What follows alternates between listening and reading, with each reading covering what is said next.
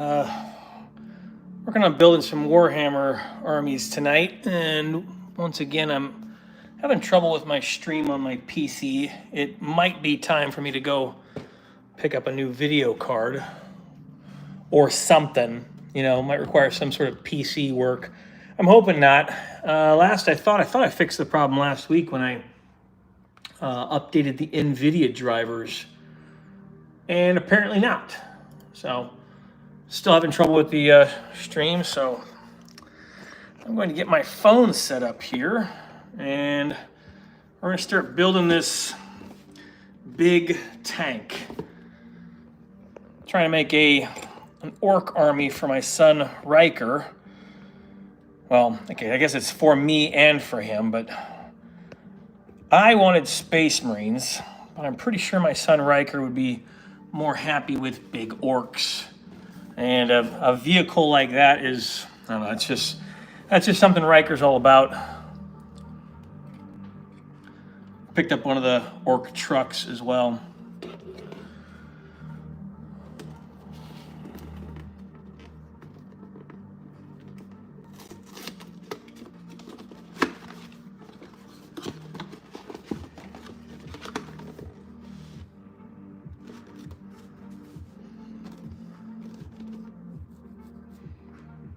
Treads, wheels, a bulldozer, a claw, a tank, and miniguns. This thing kind of has it all.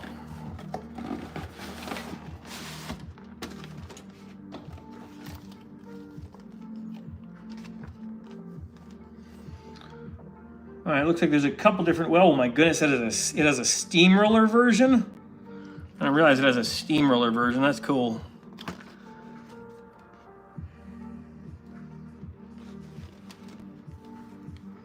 People call you evil for liking Warhammer? That's crazy. I guess I'm a pretty big fan of Warhammer now. It kind of happened suddenly overnight. I didn't expect it, and I actively resisted. My hope was not to get enmeshed in miniature building. You know, like I did not do this on purpose.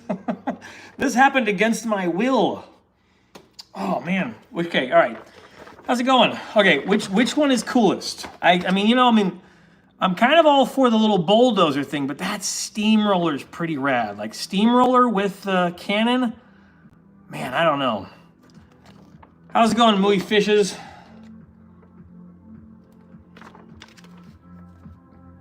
I see you. So I feel like I'm going to be going with the steamroller, called the Bone Breaker. That's a tough call. This one has a lot of parts.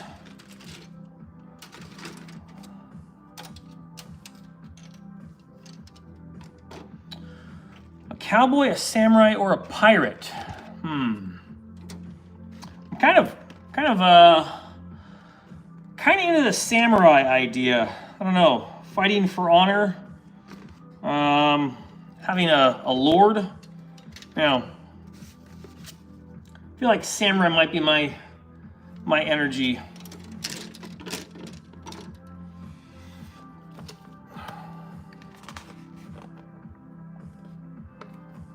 How's it going, Bryce? Are you a Warhammer fan? Warhammer player? If so, what's your army? And which one would you pick? Steamroller, tank steamroller, bulldozer, tank bulldozer. I'm kind of leaning for the steamroller tank one right now. That spiky bit in the front is kind of rad. I think my son's going to dig on that, but okay, it looks like I don't have to make the choice right away, so I just need to start getting some of these pieces cut out. Steamroller? Yeah, I was thinking so too. Bulldozer? I don't, you know, actually, maybe there's okay, is there a way I'm allowed to do both together? Like, is that against the rules? Can I use part of the, like, all right, let's say I did this. Let's say I did this version here, but I took the bulldozer part and kind of wedged it behind or somewhere. Like, am I allowed to do that? Like, am I allowed to try and merge those two, or does that break the rules? I suppose if I want to get really crazy, I could start magnetizing it. All right, looks like I need some of these pieces first. And then I got a bunch of tank pieces to put on. Let me get this up a little higher so you can see me working on it, if it'll let me. There we go. Maybe I could take some of the parts and put them with other models. You know, I've started doing that as well. I keep all my little spare bits, and that's a good point. I could actually add the bulldozer onto the front of this thing if I really wanted to. Although I do kind of like the look of this truck as it is. It's got a cool little grill. I don't know. I was building Space Marines. At least I have been building Space Marines for my son Riker. And I was pretty certain he was going to be real into Space Marines because, you know, tanks and mechs and all that. And went to the game store and he fell in love with the orcs and all their big Dakka energy. I think it's because my son Riker is secretly an orc. All right. Maybe I could put some of the parts, models you have to make on, yeah. Is that Revel? Let's see, is this one called Revel? It's called the Battle Wagon, if that's what you're talking about. So it's supposed to look something like that when I am done. My son having big orc energy has inspired me to, I don't know, just kind of lean in and make him an exciting orc army. I'm kind of going with big vehicles, and I think the thing I want to end up with is basically orcs and Mad Max. You know, like Mad Max Fury Road. I think if I get into orcs for my son Riker, the best thing to do is just like all the cars and vehicles. So he loves cars and crashing things. You got a Tornado ECR from Revel. Yes, my son Riker is number one. Well done, good job. Yeah, we named him after Commander Riker from Star Trek because, you know, I'm a big Star Trek nerd. And I don't think he knows that, though. He's 8. He's mentally disabled. He likes Star Trek, but I don't think he connects that, you know, that the Riker in Star Trek is the same name as him. I don't know. He hasn't gotten it yet. He does get the orc energy, though. We kind of been trying to figure out how to teach him games for a long time, and I've just decided to commit. I'm gonna try and teach him some aspect of a miniature game like 40K. I don't think it's gonna work, you know. I don't know if it's gonna work, but I'm gonna try because we've taken him to the game store a few times, and he really gets excited about like looking at all the armies on the table and the tanks and the mechs and stuff. He freezes and just fixates. So I don't know. It was a few months ago. I kind of just committed. I'm gonna start picking up Warhammer stuff because I really want him to try and play a game of something with my older son and I. All right, so I got centerpiece and then 2 sides.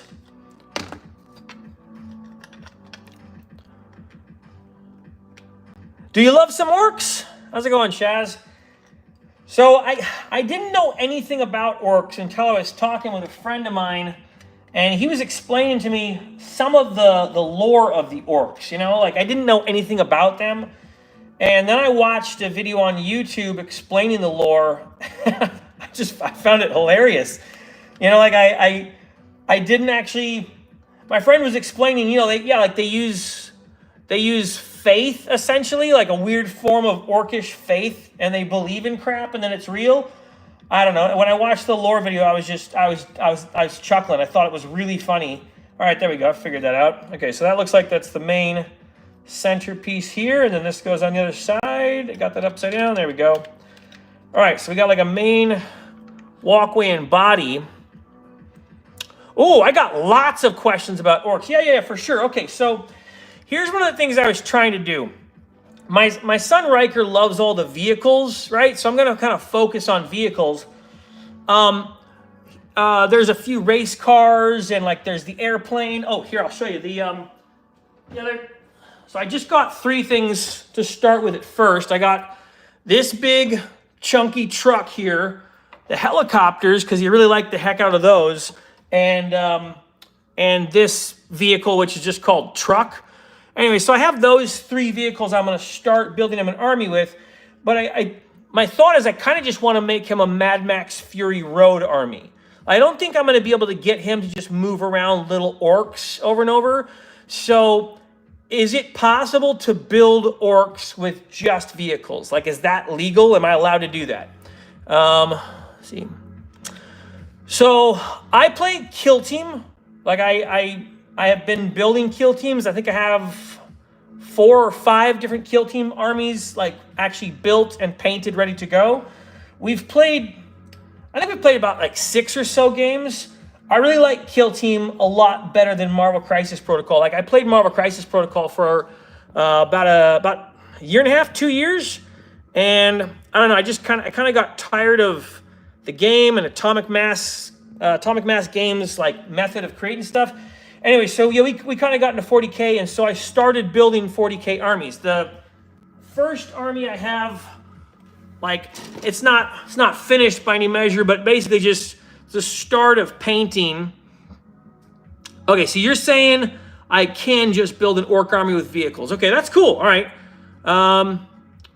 Yeah, and that's pretty much what I want to go to. So I got some of the blue. This is basically the Leviathan box plus 1 gladiator and the motorcycle dudes. And I'm going to start like dry brushing them into some lighter colors. And then I can tell I'm a total Warhammer fan now because I actually have 4 armies I'm building at the same time. That's how stupid I am.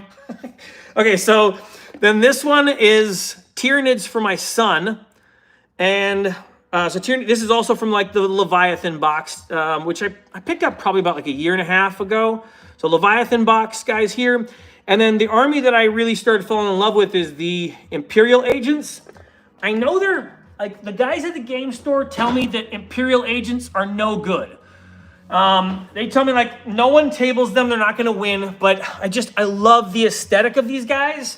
So, like, I don't care about winning. I just want to play a really cool Catholic Church army. So, hold on.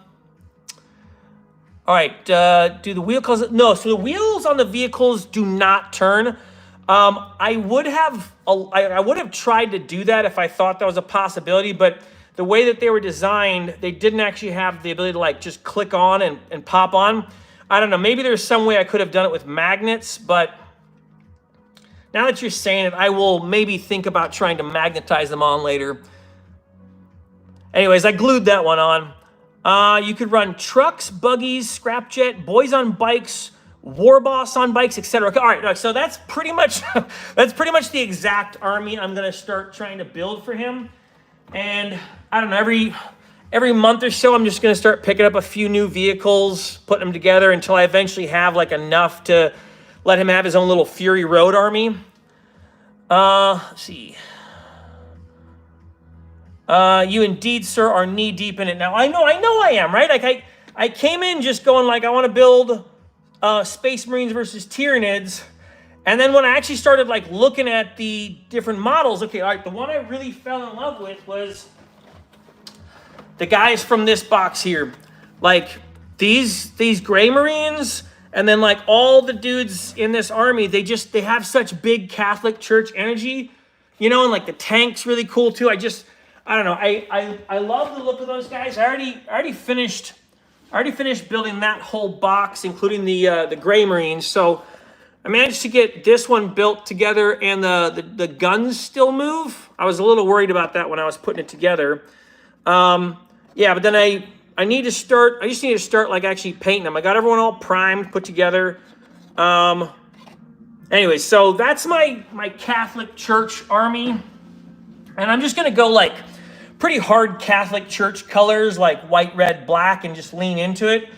The Orc army is is because I want my son Riker, when we're having like some sort of fight on the table, I want him to be like really interested in the stuff on the table. And I know he loves this kind of chonky, you know, like the vehicle with all the, I don't know, he loves scrap heap vehicles. That's kind of like his favorite thing. And when he saw this at the store, like I compared this, I was like, hey, we're gonna get like a new tank for the Space Marines.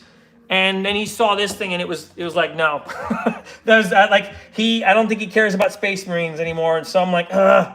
Anyways, I guess Space Marines are kind of like my spare army. Imperial agents are my like for mine to play with my son Bishop, who's 14. Bishop is building the Tyranids and painting those, and orcs for Riker. So. All right, let's see, you could build just vehicles and sprinkle in some orc singles, maybe orc boys or some flamers. Okay, that's a good idea. I also saw some pretty cool chonky mechs that looked cool, and he likes punchy mechs. He'd probably be into that. Imperial agents can be good with the right captain at the helm. Okay, so which one would you say is a good captain? I was looking at a few of the different ones in the book, and like I know how to play kill team, but I haven't actually transitioned myself into the rules of 40K. So I'm still kind of like trying to learn 40K as I play it. I know I like kill team and I like the way it plays. I know like in my mind, the one big conceptual difference between kill team and 40K is the alternating actions. And I've already got myself okay. Like I've heard people complain about they don't like the way 40K does, you know, all one side goes and then another side goes. And I've heard that complaint. And I'm like, okay, I'm conceptually okay with it. You know, I know that worst case scenario, you make a bad first turn and you get yourself wiped out early. I don't know. I would kind of rather that than like 6 or 7 rounds in Marvel Crisis Protocol. Anyways, okay, so good captain at the helm. I feel every army can find a way, no matter how bad does somebody want, is the question. Okay, so yeah, I get what you're saying. I think the thing that I got so excited about with the Agents of the Imperium was like I really wanted to build those. I was excited about like what they look like. I mean, here, like these guys are so rad, right? And like, okay, I loved the customization on these Grey Knights. It was so cool. All the different parts where like how you could customize them, like where the shoulder pads are their own piece. There was different arms that had like the different words on them. So like I could just keep making like creative choices while building it. Anyways, these guys are so cool. I'm gonna stress myself out trying to paint those because they have so many intricate details. But at the same time, when I go to build them, I'm generally just going like, all right, I want to have fun with them eventually, so I'm not going to be like too compulsive about how to paint them. Everyone wants to meta spam data sheets and not actually come up with something crafty and Kunin. I'm guessing that's cool. Yeah, I kind of just want to go with the thing that I actually know I would paint. And if I like the look of something, like I know I'll paint it. So I'd rather just stick with something. Hey, I'm going to paint this, right? Like even if I don't paint it great, like it has to be interesting enough for me to paint it. Otherwise, it ends up just sitting like primed for a long time. But if I'm super interested in actually like painting the thing, you know, especially like vehicles do it for me. Like I love dry brushing vehicles. That's one of my favorite things. I'm building 3 armies right now. You're Necron main? Okay, so what do you like about Necrons? I've seen Necrons and I've watched the guy playing kill team with Necrons, so I know they come back to life. Like I understand that part, but beyond like the fact that your opponent has to kill a lot of your guys twice, what else do you like about Necrons? Dude, the Banewolf, look at the Banewolf variant for the Hellhound, for your Hellhound. So hold on, hang on. Which one is the Hellhound? Banewolf variant. Is the Hellhound that big tank? I don't know. See, this is how new I am. I'm still trying to figure out which things are which. Need more Dakka? Yes, I definitely need more Dakka. Trying to get the Dakka into this thing. I'm even thinking about like what other types of stuff I can stick on here, because I have a bunch of extra gladiator pieces from the gladiator tank I built. So I thought maybe I'd actually get some like cannons basically just like strapped to the side and then maybe add some chains or something to the vehicle. So more Dakka indeed. I was especially proud of myself because I managed to get this glued together while this thing still turns. It took me a little bit to figure that out, but I'm getting a little better at like the building, like putting things together. Oh, like yeah, same thing with this one. I know you're supposed to be able to do this, but in the past I've often messed this part up, like where it has the mobility, and I just mess it up. So I like this one. This one actually I'm looking forward to painting. It's got a lot of cool details. And again, I think painting vehicles is probably one of the more relaxing things to me because I just do a lot of dry brushing. Let's see. Well, orcs have looting, and you can literally take your hellhound and scrap build orc bits all over it and call it looted. I gotcha. And so, again, I'm not sure what the hellhound is. Other things I've mentioned. Let me see if you explain it down here. People say this because it takes time to really get the mechanics down, and turns can take a while when a person takes their turn. After a while, though, turns get quicker, games get shorter and smoother. Okay. Kunin is Orky for cunning. Good job. All right, thank you. You got to try and say it with a British. You've got to try and say it with a British Cockney accent. Let's see. So Kunin. Kunin. Kunin. It's cunning. I get it. Oh, it's quite cunning on you. That's cool. Orcs were too melee heavy for me. Sold them to your LGS to get Space Marines. Played a few games, but I noticed where I go, there was more of an interest in AOS. Really? See, I've noticed AOS at my stores kind of failing out right now. And I actually thought that maybe AOS is not as popular as 40K. I like 40K because I really love the sci-fi aesthetic to it. Let's see, am I painting it red for speed or yellow for luck? That's a good question. I think I'm going to go red for speed, which means, let me find a box. Where is that other box? I had a box. Here it is. Whoops. All right, so, which means I think on this one here, I'm going to make all the inlaid parts red and then black. So like red, black, and then silver on all the teeth and edges. So, let's see. A lot of GW instructions are numbered wrong. I actually just ran into that with one of the spearheads that I built. Ooh, darn. Okay. Oh, thank you. I appreciate that. I have been practicing my Cockney accents with tabletop role-playing every now and then. Do any of you all who play Warhammer play the Warhammer tabletop RPG? Like, have you tried the either 40K or what's the other one called? Age of Fantasy?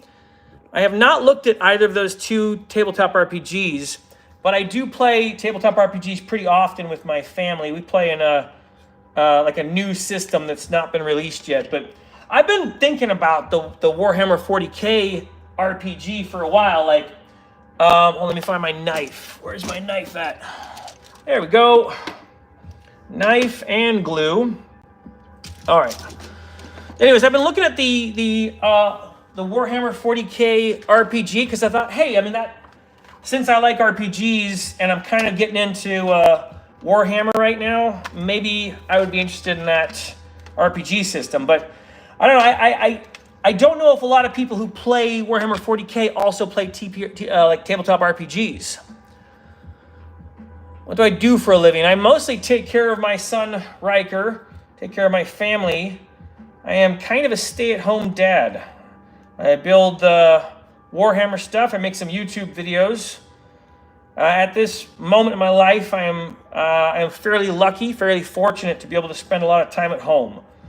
I used to work at GameStop. I used to be a store manager at GameStop stores, actually Electronics Boutique before that. So I worked in sales like most of my life. Worked in sales when I was a kid. I would probably say, if there was something that I did well career-wise, it might be selling stuff, And I really liked selling people video games when I worked at GameStop and EB Games. Trying to figure out like what someone enjoyed, like what was their favorite game that they played, and to see if I could come up with like something that would be their new favorite game. that was probably my favorite thing to do on the job. You know, I mean, and I was a store manager, so I didn't really get to do like a lot of selling because I was generally trying to like keep stores inventory up and stuff. But when I got to sell stuff, it was cool. It was a fun experience. Enjoying your vids, love your style. It feels like a convo. And I'm just sitting here listening to you yapping. Okay. I do tend to do that. Yeah, I have been informed that I have a the ability to yammer on for a while. Yeah, I gotta be like, I gotta kind of chill sometimes because we'll go hang out in Discord. And I do really like to actually hear from other people as well. Like I enjoy learning from people. Like if let's say I was talking to someone about 40K and they could give me information about 40K.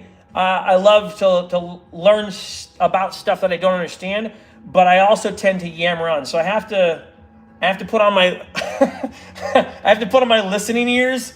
Oh, it's like I'm talking to my son Riker, but it's funny because he's as I mentioned earlier, he's mentally disabled. Like he's very mentally disabled, but there are things that he will do on occasion, and I will like look at the thing he does, and I go, oh, I do that too. Oh, darn. I don't know. I get that there are probably some things he does that are what we would call like autistic, and maybe I have similar traits of that. Like I'm pretty compulsive. I will get like aggressively compulsive about things to the point where I actually had to like calm down about like miniature painting because I was like going so compulsively with the miniature paint, and I have to kind of like, oh, just relax, it's okay, AOS actually has 2 different orc armies. One is more melee heavy and one is more shooting. So I get the sense that there's a few different orc armies in 40K as well. Because I've seen like, they had a combat patrol box where it was all like these melee guys and they were riding like the squigs or something. So I was like, oh, it looks like there's like a beast version of the orcs. But, but then also I could see like that there was like the sort of mechanical version of the orcs. So I don't know, I got the sense that maybe that there's different variations of orcs in 40K. Let's see. That Gat family, how's it going? I've been absorbing 40K materials for almost 10 years. Wow, that's a long time. So would you say you understand it pretty well at this point? Like, do you understand Warhammer 40K stuff? Oh, hey, the G-Tag family. How's it going? Thanks for subscribing. I appreciate that. Orc slang for the red things is waza. That's awesome.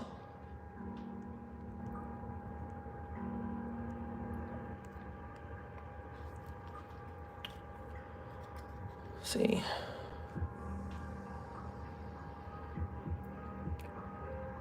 It's actually the new combat patrol. So was the old combat patrol more like metallic, like war boys or something like that? Like was it more like the guys in the heavy metal armor and stuff? See, it's all the same, but some will work better depending on your detachment. I see. Okay. To show different clans. The old one came with a different dread, 3 Koptas and some boys. And that was the one that I had seen before, and I was trying to look for that at my game store, but they did not have it anymore. And I can't find it on the GW website either.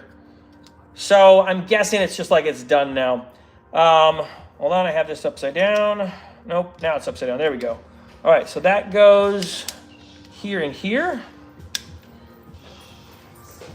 All right, and then this one, opposite side. All right, let's get my glue. Hey, how's it going, buddy? Pretty good. All right. There's a lot of points of glue, so I'm going to try and get that real well. How was Taekwondo? It went pretty well. It was pretty normal. Everything went fine. Yeah. Okay, you're very distracted. All right. Yeah, pretty much went fine. All right, good. Good to know. I'm going to be working on putting this together for a bit. What is that? This is that. Crane. Oh, the crane. Yeah, the crane cannon. It actually has a version where I'm going to, like, yeah, there's a steamroller on the front of it. I'm assuming you're going to make Absolutely, I'm going to make that, yes. I'm assuming you're doing the crane instead. Yes, the crane, instead of the, I'm just flopping the front and the back. Yeah, it's a big cannon, small crane, or it's big cannon, big cannon, big crane, actually, yeah. Yeah. So, yeah, I think your brother's really going to like that one more than the other ones. Yeah, they're way less cool. I am building this big battle wagon. So, my goal is to build it in this steamroller style right here. Alright, I'm gonna go take a shower. Okay, what do you think? Just so you know, this camera is the camera on right now. Okay. All right, so yeah, if you, you close your door and stuff. Yeah. Okay. How's it going, buddy? Good. It's generous here. It's nice to see you, man. How was your walk with the dogs? Good. Yeah. Hey, do you want to go on? You want to go to bed on the couch again tonight, like last night, and watch me play Space Marines? He has a hard time going to sleep, so I started playing Bolt Gun on the PS5 downstairs on the couch, and he kind of passed out with us downstairs. It was nice. I had a lot of fun playing the Bolt Gun game. It really felt like an old school shooter. Like it felt like playing Doom or Dark Forces, Rise of the Triad. Like it really had like a good poppin' feel to it. I'd never played it before, so I was kind of impressed. Let's see, what's the centerpiece he was flashing in the thumbnail? That is this big guy right here. I appreciate that. Thank you.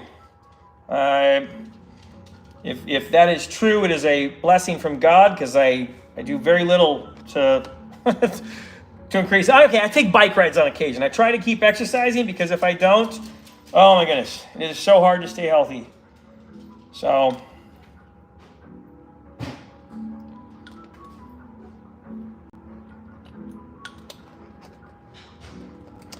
All right, so I know that the purple makes orcs stealthy. You mentioned that yellow makes them lucky and red makes them fast. Are there other colors that make orcs be certain stuff?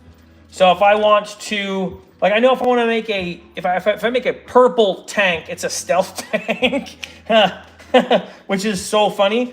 Now I'm saying it. I feel like making this thing a purplish color, so it's a stealth tank. That would be, man, I might actually do that. Anyways, are there other colors that make the orcs be a thing? And I find that so fascinating too, because as we were trying to like figure out, like, so we went to the game store the other day, because I just finished building all this stuff. Right, and getting the primer on the Gladiator tank, getting the primer on the motorcycles. So I was all ready to start getting into like the dry brushing, and I figured, well, you know. What are you doing, man? What are you? Okay, that's my orc, right? That guy, he's a big orc. Anyway, so we went to the game store to go look for a new vehicle, because he just loves the vehicles so much. And I was gonna get like a Gladiator tank or a mech or something, and I just kept thinking about the orc lore that I had learned recently, and in the back of my mind I was like, you know what? I think Riker is an orc. I think he's kind of an orc, because he's doing that stuff, right?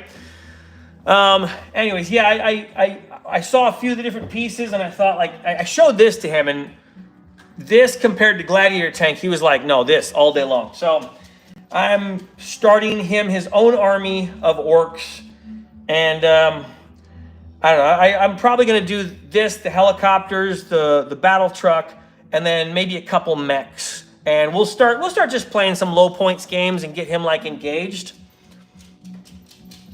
Let's see. Good choice for kids' centerpiece. It magnets up real nice. Oh, hey, that's a good point. You see, you only have to fake a couple struts to be able to do all the configurations. That's a good point, right? Thanks for mentioning that. Yeah, I could probably get this piece here to attach. Good idea. I could probably get this piece to attach with some pieces that I have from the Gladiator tank that I had excess from. Thanks for pointing that out. I appreciate it. Snakebite orcs wear more traditional browns and leathers. Okay. All right. Let's see. Blue equals luck. Yellow. Oh, sorry. Blue equals luck. Yellow equals wealth. Bigger boom. Excess. Bigger boom. Bigger wealth. Okay, so bigger boom. Oh, I see. So luck is bigger boom, excess, and bigger boom, bigger wealth. On purple equals stealth, black, tougher. Okay, green equals best color, but does nothing specifically. That's funny. Wow. Okay. So yeah, that's really helpful. Hold on, I'm gonna write that down. That is. All right, let's see. Bigger boom, so purple, yeah, so I know purple, so green is best color.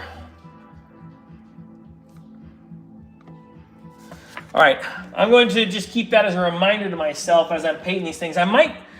So this one I think I'm actually gonna go purple to make it a stealth tank, because that's just, it's just so clever, since it's obviously so big. Yeah, but I might make some of these copters green. I don't know, maybe the vehicle, I might make it like a green and red. I don't know, green-red mix to me sounds a little bit better than like black-red, but I don't know, now the painting color scheme matters. Thanks for explaining that, that's actually cool. Let me put down black is powerful, just to remind myself, because that's the other one I didn't know.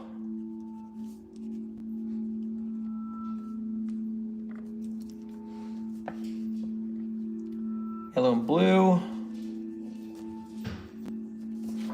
All right, let me get back to a piece here.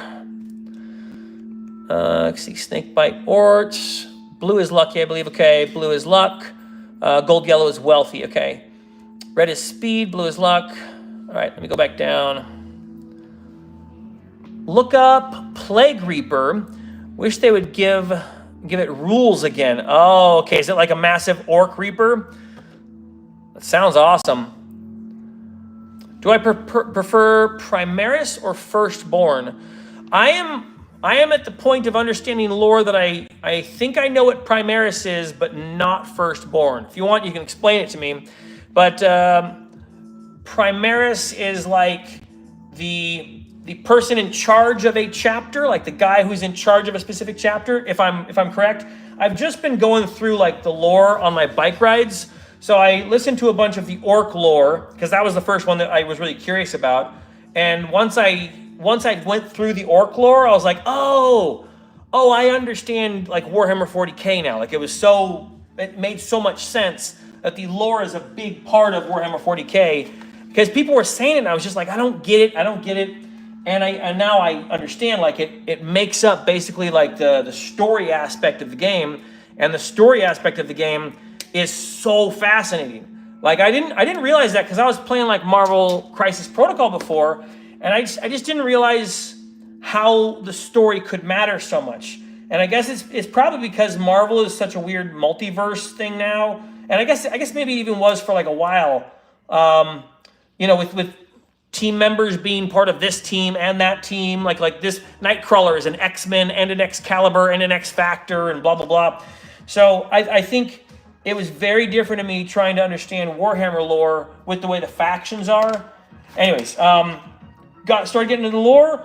I'm still going through Space Marines and also the Adeptus Mechanicus. Like there's a bunch of them that I'm trying to speed run, but I know it's going to take me like a long time, totally understanding it. Hang on. I almost glued this in wrong. Okay.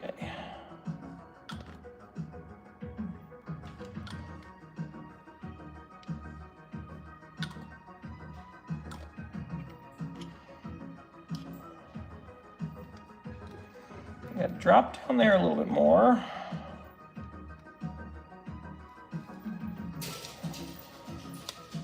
There we go.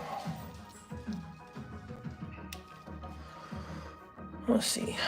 Hey, how's it going? Saibo, how you doing? I was dirt poor when I played. Getting more vehicles out of each box mattered. Yeah, that makes sense. No, I know what you mean. It is not a cheap hobby. This is something like no matter what, you're going to have to decide that this is important to you to make Warhammer work. Like if you want Warhammer to be a thing that you're able to do or that you do, it's like you either need to find a way to make the money to afford it or like cut back in other places of your life. It's definitely not something that you do unintentionally. It's not like having like a Netflix account or an Xbox Live account. It's something where you have to go, maybe I need to cancel my Xbox Live or my Netflix account, right? It's not an unintentional hobby. Like even this stuff, right? Like this is $19.99. This is just a giant bottle of liquid that makes it so that the water is more watery, right? Because like that's what it looked like before I put the stuff on.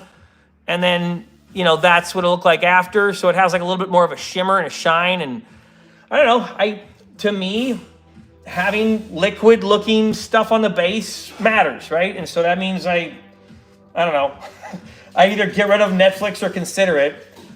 Either way, it's like, okay, this is something where I'm investing in a family hobby because, like, I want to play this with my sons, right? I want to play this with Riker and Bishop, and I want to have, that's our game table down there. So I got a table from Costco and then put plywood on it, like a bunch of plywood pieces. I lit the underside of it with LED lights, and then that right there, that's one of the 60 by 46 inch mats. I think that's the size of it. It's basically the Warhammer 40K size. Because I want to be able to play like in our house, in our living room, like whenever we want to. It's important to me that my son and I have some kind of war game we play, and I really don't like Marvel Crisis Protocol. It's not a game that I really enjoyed playing. Let's see, there's a spider on your Star Wars box. Thank you for letting me know that. Up here, over there, Star Wars box. Okay. Let's see. Here's the wiki. Search here in print. If this is an orc vehicle and you're open to conversations, just stuff every weapon option on there. That's interesting. Open to conversion. Yeah, someone actually mentioned I could probably magnetize this one pretty well, and I think that's actually a good idea. I'm gonna try to do that. This one does look like it has some pretty clear joints on it. All right, I need to pop off these two side plates now. If you don't have a space to prime the models or the weather is gross, there's a paint-on primer that Vallejo sells. Can also use them in the airbrush too. I don't have an airbrush, and I don't think I'm going to be able to get an airbrush. We have a condo, so I don't really have like a backyard area, and our garage is pretty much a play space for my younger son Riker. That started in 2020. We just stopped parking our car in the garage and turned that into like a wrestle crash pad place. So like we can go out in the garage and just kickbox each other to death. Something that my sons love doing. So I don't really have a spot to put an airbrush or a 3D printer because of like the fumes and all that. While I would love to have both of those things, especially for hobbying, I know that the resin printers, like there's just no version of the resin printer that doesn't put out fumes. Because I got one, right? I got one of the Elgato. No, not Elgato. It sounds like Elgato. That's a streaming company. Elegoo. It was an Elegoo Saturn or something like that.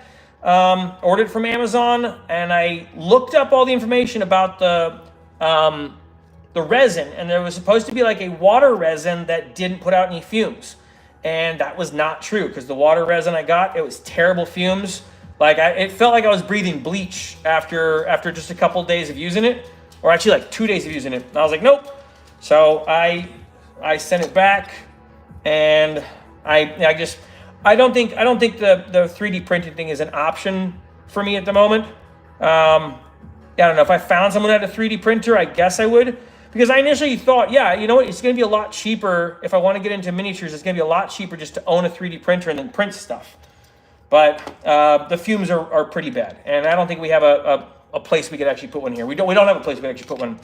The airbrush, same thing. So yeah, I use the rattle cans in the backyard. We have like a small spot like over by a brick wall where I just go, that's my that's my tag-in zone. I'm just gonna be over there. Like if it gets paint on it, it gets paint on it. Just that's gonna be part of our backyard wall now. All right, looks like this one sits here. This one sits here. All right, that's rad. I like that undergirder there where the tank treads are going to go. It's such a rad vehicle. I think the funny thing is, like, I started building this one, and I was like, you know what? I feel like my son actually might have better taste than me, because I'm building like Space Marines, and I think they're rad. I really do. But man, this thing is just like the little landing side. These things, I kind of love the Mad Max energy that this vehicle has. And thank you for mentioning the Vallejo things. I do have their basically dry brush on primer, brush on primer. I just haven't managed to get it to work yet, and I must be doing it wrong somehow, because like the one time I tried to use it on miniatures, like it just rubbed off, and I was like, okay, I'm doing something wrong here. See, leftover sprues from a guard vehicle. Okay. Primarch is the leader, but Primaris is the version. Primaris is the leader. Oh, sorry. Primarch is the leader. The Primaris is the version in the armor. Okay, I got you. Okay, cool. Primaris are +1 Space Marines. Okay. When you say +1 Space Marines, like they're Space Marines with an increase on their save and their to hit. 40k goes hard. I agree. I love the Gene Stealer Colts. My son is building the Tyranids right now, but I think he would probably be building a Tyranid like Gene Stealer Colt Splash if you were allowed to. But from what we could tell from talking with the dudes at the game store, you're not allowed to splash those two armies together. Or, sorry, you can splash like Gene Stealers with some Tyranids, but not Tyranids with Gene Stealers or something like that. So he just wants big chunky monsters. So the ones my son has got, let's see.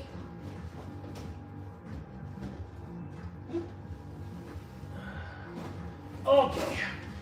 All right. We have a bunch of Tyranids here, and we're probably at a point that we can stop until he gets all these built and painted. But these are the ones that excite him. Like, he agreed he's going to be building these, painting these on his own. And so I was like, okay, that's fine, because I'm not going to be building your miniatures anymore. Because I was doing that for a while, but he's 14. He needs to learn how to build his own miniatures. I think it is like a rite of passage. Let's see. Big chunky guy. There he is. That's the one he's most excited about. So. And all the rest of his are pretty much the same thing, just giant monsters, big chunky monsters. He just wants a whole army of kaiju. He wants a whole army of kaiju, and I pretty much want like mechs. But really I want like the Catholic Church army. So I went with Agents of the Imperials. See, Primaris isn't just the armor. It's basically a firstborn, but with augments, modifications, and actual body. Okay. Who can answer where the orc checkered pattern comes from? I'm testing the chat. I'd actually be curious. Where does the orc checkered pattern come from? Warhammer ain't a casual thing you're into. No, I totally agree. It's pretty much like a full commit. You decide that you want a war game, and then like forever, you're probably going to have like a lower budget for video games or something. There's something in your life that's going to be going away. And for me, I think it was mostly video games. Maybe even like collectible card games, because that's something where I used to love, like games like Marvel Champions, where, you know, like an LCG where you collect all this stuff. Okay. Dog, stop barking. Shh, calm down. Dogs are going nuts. Basically, Warhammer is now like the game I give my time and energy to.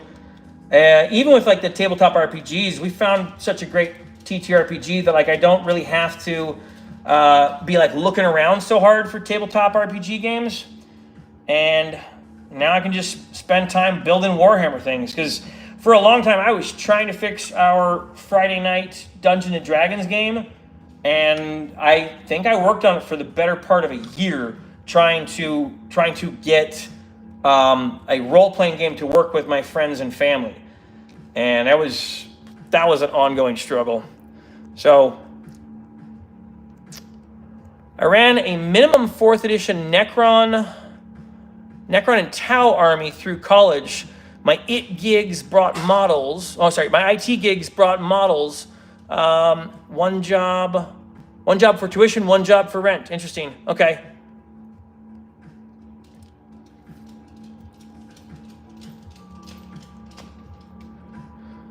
Let's see. Can I ask a question that may or may not sound dumb? Yeah, sure. The Plague Reaper was a special Bane blade variant for Chaos Space Marines, Corrupted Nurgle. What about oil?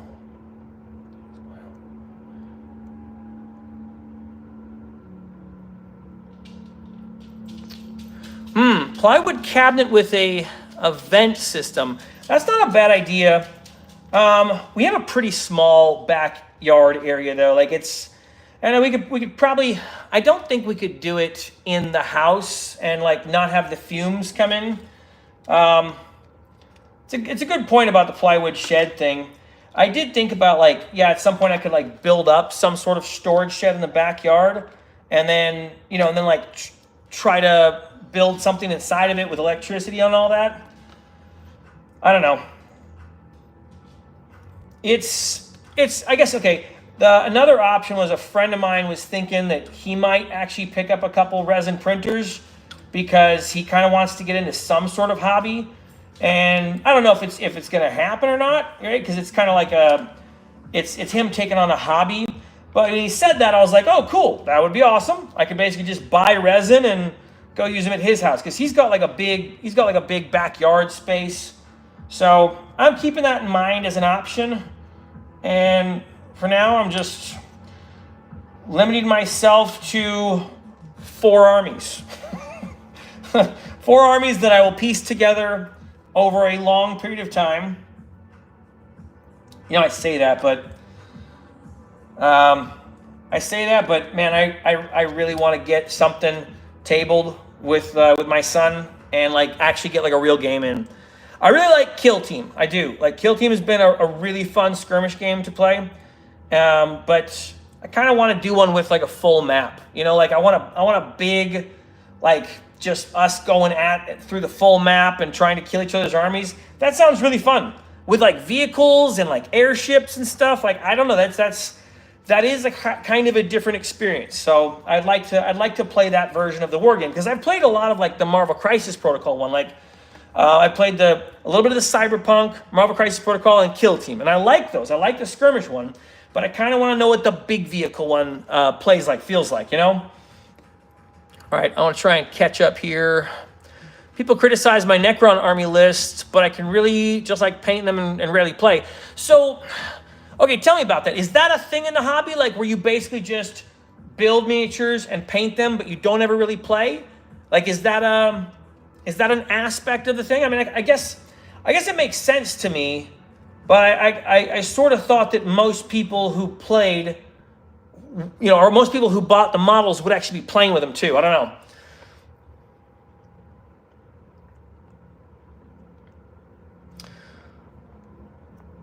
Let's see. I am building this battle wagon. Here, I'll use the box. Hang on. Got the box here somewhere. Here, there we go. Yeah, we'll just have that stay back there. That way I can keep the book open. So this is not a toy for him. I actually want to teach him some of the rules for the game. Like obviously not all of them because he's 8 and mentally disabled. I don't think he's going to understand like big complicated rules. But what I do think we can do is get him rolling some D6s. What I want to happen is I want him to see this vehicle and want to basically play like an escape or a fight the monsters story with a tank. So that's my hope for him. Like, and maybe it'll get more complex as time goes. But for the moment, it's basically just want to get him to look at the table and want to roll dice with things that are going on. Because so far, we've tried to play games with him for the last few years. He just doesn't care. Like, he doesn't care about trying to play the game or to make the story happen or anything. He just kind of wants to go do his own thing. So I want him to participate in a game with his brother and I. So that's my hope. Let's see. Bill, are you familiar with Warhammer? The orcs wear those colors to honor them ever since. Hang on, let me catch up with the other thing you wrote. All right, the orc checkers come from the battles of Ulanor. Horus and the Luna Wolves were victorious against the orcs. The Luna Wolves' colors were black and white at the same time. Black and white at the time, okay. And let's see. The orcs wear those colors to honor them ever since because they respect strength. Interesting. Okay, I had no idea. That's cool. Let's see. In D&D terms, Primaris are Space Marine +1, while Custodes would be your +5 Space Marine. Okay. Oh, I see. All right. So Primaris are Space Marine +1. Okay. So I got it. Thank you for explaining that. I got into the hobby painting 3D printed Space Marines. Did you? How'd they go? Hey, roll for Tarako. How's it going?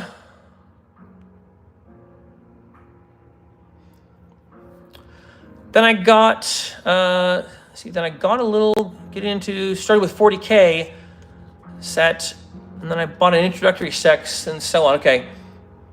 Thank you, Frank. I appreciate it. Hold on here. This is the first orc vehicle I built. This is for Riker. I'm going to spray these out in the backyard tomorrow. It has a little wrecking ball that clips onto the top area. Let me turn that around. Clips onto the top like that. And then it has a turret gunner that goes in the top. I haven't connected them together because I actually want to spray them and paint them separately. And then the last one is the driver. It goes into the driver's seat there. So it ends up being basically a fully manned vehicle with these dudes in it. It is orcs, that's right. All right, now the chat is going nuts. Hang on, let's see. Orc currency is teeth. Yes, I remember that one from the video I watched. I forgot, though. I probably have to go back through that video. It was a little long, and there was a lot of information. Is there some way that you can, like, data store? Because that's a lot of stuff. And I did hear the part about the teeth where they basically will just knock teeth out of someone's head and go like pay for something. But the teeth decay and then grow back. So you can't really hoard the teeth, which was interesting. See, it's going good. Okay, cool. Awesome, Frank. It reminds me. He's on the orc, right? Between this and Kill Team, he's halfway to Necromunda.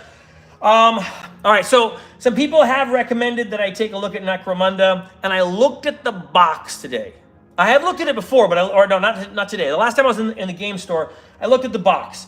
I looked at the box with the thought, hey, people are recommending I take a look at Necromunda. But, I recognize I don't want to get into another thing. I already have, Kill Team and Warhammer I'm focusing on. And Warhammer 40K is basically, my way to get big, chonky Road Warrior vehicles on the table so that Riker will play with them. So that's kind of my top priority right now. And even though Necromunda does sound interesting with the War Gang campaign, that does seem like a game I would be interested in playing and learning.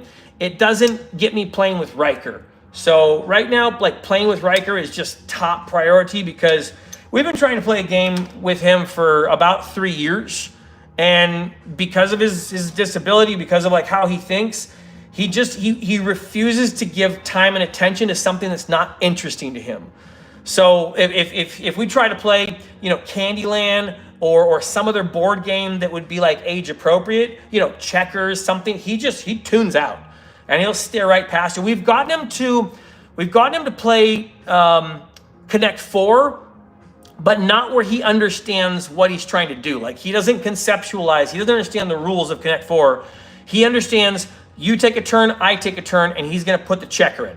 That's about the limit of attention he'll give to a game. And so, you know, I've been trying on and off to try and get him to play a game. I tried with like Marvel Crisis Protocol with the dice, but it was just, I don't know, the symbols. He couldn't do symbols, but I think he can do numbers, and I think I could get him to do number good enough, number bad enough, right? Like 1 and 2 and 3 no good, but 4, 5, 6 good. Like, I think I can get him to understand that, which means I think I can get him to play some basic version of Warhammer, but I need to get it to be where the model on the table is interesting. And he was only sort of interested in this. Okay, fine, fair enough. I made it too flowery and pink, but I was trying to make it loud so he could see it, right? And so I painted it like daylight, right?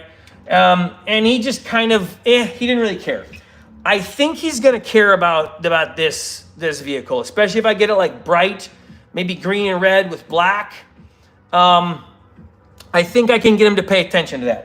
And if I can't, I'm gonna make some like YouTube videos where the orcs are trying to do something, and I'll like voice act them and make like like, orcs, we're trying to get away from here. Like, we're trying to, and I would just voice act them out and like play them in some story. Maybe like a stop motion story, but probably just still images, so he gets used to the idea of playing them in the game format. Anyway, so that's my plan, which means I got to do these, which means no Necromunda at the moment, but I know it looks cool, and I have looked at it at this point. So I do like Mad Max Fury Road. I like, man, that car sequence, it is so cool. Such an amazing sequence of film. Like, when I say sequence, I mean basically everything from the 20-minute mark in that movie is just, so well done. You know what? You're reminding me. I got to watch that movie again. I don't think I've actually seen that with my son Bishop. I think he'd get a real kick out of it. He's seen a scene from it before, but not the whole thing, because it was kind of mature, and I didn't really watch R-rated movies with him when he was younger. So I think we just watched our first R-rated movie like a while ago. I'm trying to think if I remember what it was. Aliens. Aliens might have been the first R-rated movie I watched with Bishop, and he dug on it. He didn't like the first Alien movie. It was too slow for him. I can understand. I put on the Tony Scott director's cut, which might have been the mistake, because it's a little long-winded. Like, it wasn't like bad, but I could tell there was some parts I'm like, I don't remember this from the theatrical cut. Oh, darn, I don't remember this from the theatrical cut. There was a few points that happened where I realized, like, okay, this is longer than the regular movie. I can understand him being a little bored of it, but Aliens, he loved. He was so into it. Let's see. As long as you have your codexes, you can play Kill Team and Necromunda scale battles with not yet legal 40k armies with full 40k special rules. Hang on, that's complicated. Man, this is okay. That's a lot of stuff in there. As long as you have your codexes. Yes, I have a codex. Got that. I'm with you so far. I can play Kill Team and Necromunda scale battles. Okay, so is Kill Team different than Necromunda when it comes to battle sizes? Because, like, okay, here's what I understand about Necromunda. I thought Necromunda was like kind of a board game, right? From like looking at the box, it has like a little board game thing, and I thought that those teams in Necromunda are exclusive to that game, that map and that design, where you're playing little gang warfare on that map, right? But I didn't think I could take Necromunda teams and play them elsewhere, or take other things and play them in Necromunda. But like, I thought Necromunda was its own thing, kind of like the Cursed City, right? The what's it called? Just Cursed City, not Wicked City. Like, I have the Cursed City board game, and I'm building the models for that right now as well. but I thought Necromunda was like Cursed City. You can tell me if I'm mistaken or not. Let's see. Glad to see you still coping. No, you're right. I appreciate that, Nate. No, I mean, like, whatever rationalization I know that I'm making to make Warhammer important, for me, it's like, it is a strange form of coping because I know I'm spending a lot of money, I'm spending a lot of time, and I'm spending a lot of attention to do this thing. And there are other things that I would kind of rather be doing at times. But I really want to play a game with Riker. And I actually think this is the way I play a game with Riker. When we took him to the game store, he was fixated on those game tables. You know, like there was tanks and vehicles and like there was big chunky mechs. And he walked up to it and I could tell he wanted to touch this stuff, right? And there was a point where he saw these little helicopters on the table and he was just fixated. Like he was looking at the whole thing. He knew he was watching something interesting, but he didn't know what it was. And he also didn't know how to explain to me that he liked it. But when we were in the car on the way home, like he was still talking about it. But he didn't know how to say, I like that. You know, it's just kind of how he is. So, I don't know. I worked out whatever explanation I guess I need to justify myself or to rationalize my Warhammer purchases. But a big part of it is I want to play something with Riker. And I think he would play Warhammer 40K. On top of that, yeah, I did notice that like I made a Warhammer video on my YouTube channel and it did well. And so I was like, oh wow, I guess people like talking about Warhammer on YouTube. Maybe I will talk about the Warhammer stuff that I am getting into because I know I'm brand new at it, and so I can't really like be authoritative. But I would definitely feel willing to convey my feelings about Kill Team, right? Because like I like Kill Team way better than Marvel Crisis Protocol, and so I would feel fine making a video explaining all the reasons why I like Kill Team better. You know, I could talk about models and stuff, but until I actually get a 40K game in, you know, and that might be a while until I actually finish building some armies. So, yeah, I appreciate you saying that, Nate. Thank you. See, that way, there's always consistent stream on currency, but their teeth break down after a while, so no war boss can become the wealthiest forever. Gotcha, right? And natural balance without needing to interfere. Okay, cool. Necromunda is Kill Team plus Judge Dredd. When you say Judge Dredd, I assume you mean like that Dredd movie that was good, and not that movie with what's his name? Oh, I blanked on his name. Oh my goodness, Sylvester Stallone.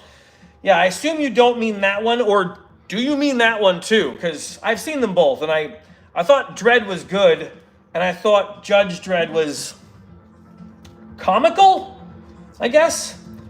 Yeah.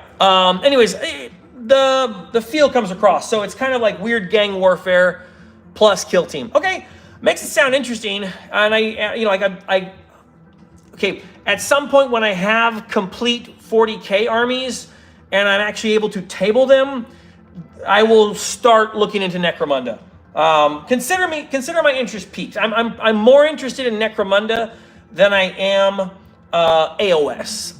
Like AOS feels like a big departure away from 40K, where I'm basically now building 40K again, but less sci-fi. I don't know if that makes sense. Like even the aesthetic of it, I probably wouldn't jump into AOS, but maybe I'd get myself into Old World at some point.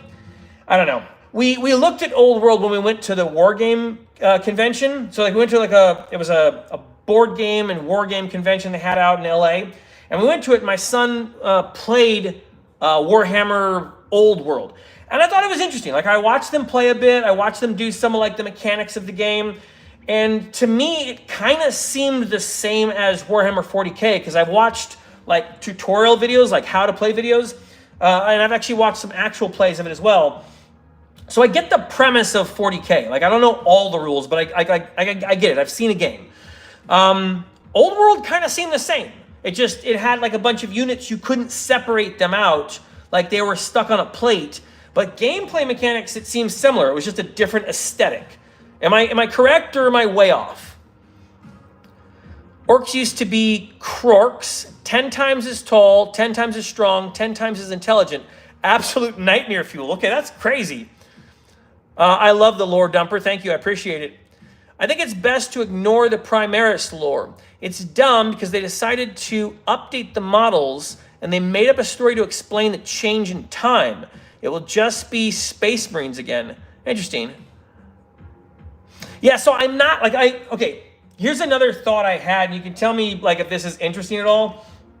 I still know very little about like the Warhammer 40K lore, but I was actually going to buy the Space Marine game, and on the Thursday night streams, I was going to just go through the campaign and, you know, stream that and my like reaction to it. Cause like, again, I'm brand new into the thing, you know, like I might get jazzed. I might be like, I'm kind of like, I'm a video game player. Like I come from video games. So that's something where I could apply criticism, but I'm actually going into it because I want to learn the lore from the game. It's like, to me, it's kind of like a TV show or something. I could go into it and actually learn themes and ideas, like if I put on, I don't know, Game of Thrones or something to learn the lore of Game of Thrones.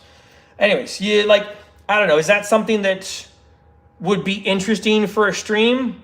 You can let me know. Kill Team and Necromunda are 40K light, using smaller 40K forces on smaller, more terrain-dense tables. Wow, interesting. Okay, so 40K light using smaller. Yeah, okay, so I didn't realize that the Necromunda also had terrain usage in it. I saw the board game thing, and again, it looked to me like Curse City. But now that you're mentioning it, I do remember seeing some kind of models of like little gang hives or something at the store. All right, let's see. 60,000 years of de-evolution has left the orcs in a state they're in, and they can't remember how they're good at being orcs, just that they are. Interesting.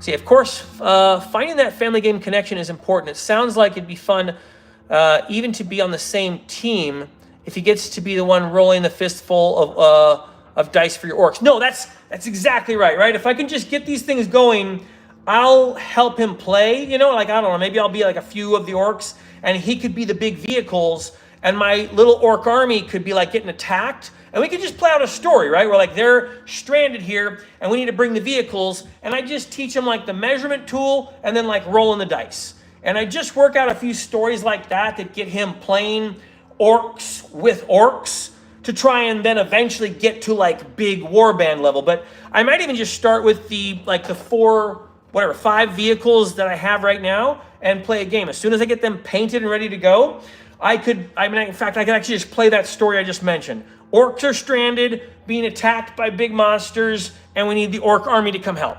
So that's my goal, right? Yeah. So you have to unload all this, unload all of this information sometimes. I don't get to let it out often. I appreciate it. Let it out. It's helpful. Let's see, how did Riker take that Play-Doh monster book mold game? I did that with him for quite a while. And let's see, so I got him to do the smashing, but that was work. So he wouldn't pay attention to the dice, and I think it was either the symbols on them were small, like they were hard to see. I don't know, like a lot of these games that do the symbol dice, I keep thinking, oh, the symbol dice will be helpful because, you know, he's going to see a shield and think defense. And then he doesn't. You know, like he doesn't put it together, or he just doesn't understand the emblematic nature of shield. I'm not sure. So in Marvel Crisis Protocol, it took me a long time to get him to connect skulls with failure. Like the skull means failure. And by that point, it was so much work just to get him to understand that thing.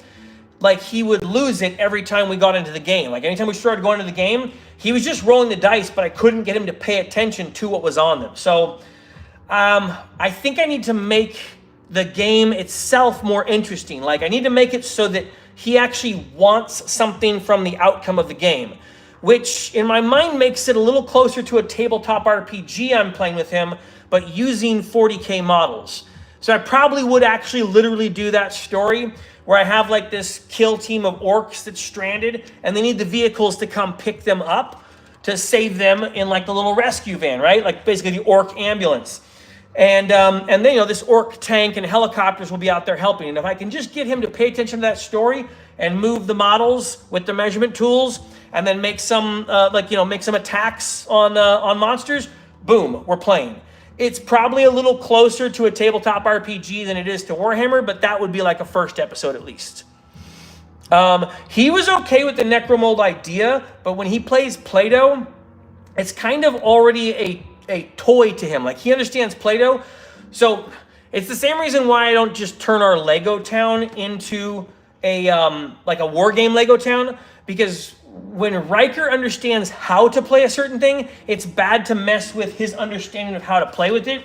Because like if you mess with, so he goes, I know how to build and play Legos. And if you then tell him, now you have to play Legos with dice, he just won't play Legos anymore. And the same thing was like with like Play-Doh. If I keep forcing this thing, I'm going to make Play-Doh something that he doesn't look forward to, because he's going to think, when I play with Play-Doh, I have to play with dice and I have to pay attention to dice and I don't want to do it. And then he'll just go, I don't want to play with that thing anymore. So I generally don't want to complicate a type of toy he understands. And he understands these are toys for games. Like, you don't just get to play with these things. These are toys, like, you know, these painted, detailed miniatures are board game time. So that's kind of why I'm leaning more towards the miniature version. But he did like crushing the Necromolds. So he was fine with that. Just I couldn't get him to actually play the game or learn the game or move the pieces. He was just like, that's Play-Doh. That's weird. I should be smushing that, right? The reason everyone keeps recommending Necromunda is that, like Kill Team, it's not something different. It's 40k with a smaller army. Okay, so how small is a Necromunda army? Is it like 3 or 5? Are you saying that Necromunda games are faster than Kill Team games? Man, don't do this to me. Are there vehicles in Necromunda? I'm just asking. I'm not saying I'm going to get myself interested in Necromunda. Just asking questions here. Can you play orcs in Necromunda? Fury Road was good Australian representation. Finally, the world gets to see our struggles. Are you from Australia? So, when I was a kid, the He-Man movie was filmed a few blocks from my house. And when that movie finally came out to where I could see it, I didn't see it in the theater, but I saw it on VHS. And it was really cool because I remembered being there at the filming, right? Like, I remembered being out on that street when the giant fans were going and the huge float was going by and He-Man was running around in his panties. I don't think I actually saw He-Man in his panties. That's probably a false memory, but you know what I mean. Anyways, when you were saying that about Mad Max Fury Road, I kind of thought about that experience I had when I was a kid watching He-Man. Is that what Mad Max Fury Road is to an Australian?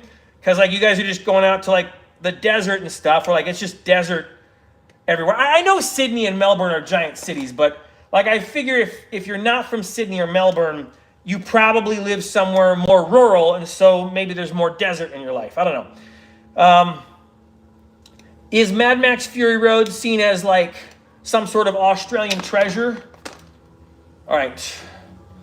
I'm almost done with that sprue.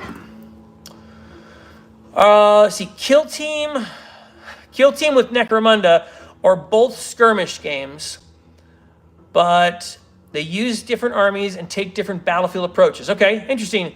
And I think that's one of the things I really liked about Kill Team. So you could probably tell me if I'm going to like Necromunda, because one of the things I liked best about Kill Team was that turn one mattered. Because we were playing Marvel Crisis Protocol for a long time, and turn one just didn't really matter that much. Yeah, sometimes you're going to place all your guys center, sometimes you're going to spread them out, but you're really not doing much on turn one. You're not making any plans for taking out the enemy. You're just kind of going, I'm going to move, I'm going to move, I'm going to move, I'm going to move, right? And it's just basically you're going to double move into the game, and then you can start playing. And I hated that because I kind of wanted to just start on turn 2 or play on a 2-foot map instead of a 3-foot map. The 3-foot map made the first turn of the game feel incredibly boring. So when I first played Kill Team on the Hive, Volcus, on the Volcus map, I think I'm saying that wrong. Is it Vulpus? Whatever, the map from the Hive Storm box, I really liked it because turn 1 instantly mattered because you could take out an enemy on the opposite side of the map if they weren't behind cover. And that was awesome. I really had fun with that. It also meant that like I was making decisions on turn 1 for things I knew I wanted to do on turn 2. And I was changing those decisions dynamically every time the opponent did stuff. Like I just love that turn by turn. Like I don't know. I know Marvel Crisis Protocol has it. It just has a different feel to it. It's different how the models move, how the powers work.